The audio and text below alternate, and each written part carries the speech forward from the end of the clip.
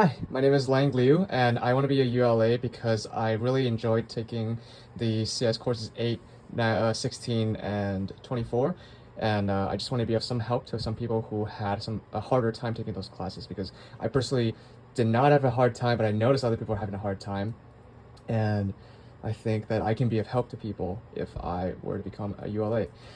And also, I guess I want to get paid. So here is my video on the introduction of what abstract syntax trees are. So hopefully for you, the viewer, I would like to imagine that you already know what a tree data structure is.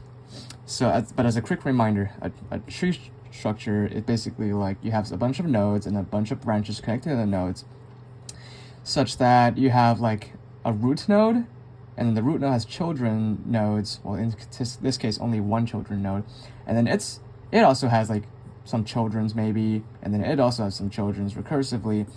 It's called a tree because if you flip it the other way around, kind of looks like a tree, where this is like the trunk, and then these are the twigs and branches. And an abstract syntax tree is like a very specific kind of tree where you want to store information that is syntactic.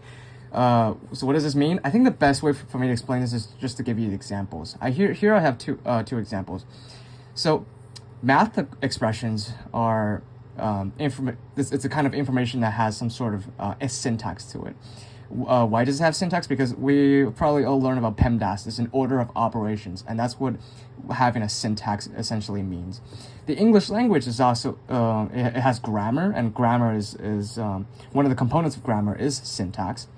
So these are two things that we can apply the abstract syntax tree data structure in order to store this information for our computer. These are two examples, but there's also more examples. Like you might want to use this to make your own programming language. That might sound very scary, but for some of you, you might do that down the line if that's something that you find interesting in the future. So yeah, hopefully that's some motivation as to why you would want to understand this.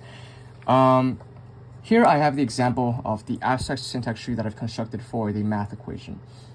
Whenever we look at the math equation, we want to consider what things do we do first and then what things do we do last. For the abstract syntax tree of the math expression, the root is actually the last thing we want to do.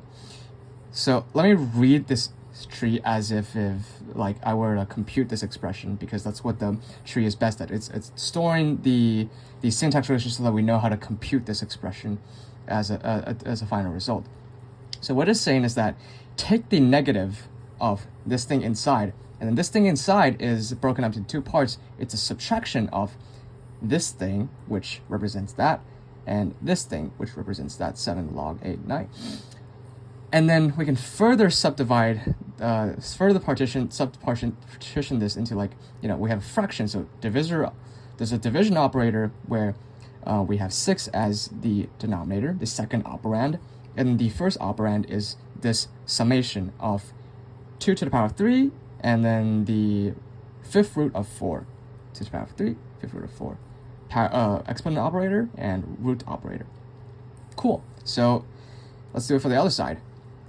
We have 7 multiplied by this thing, this log 8 of 9. So 7 multiplied by log of inside 9, log base 8.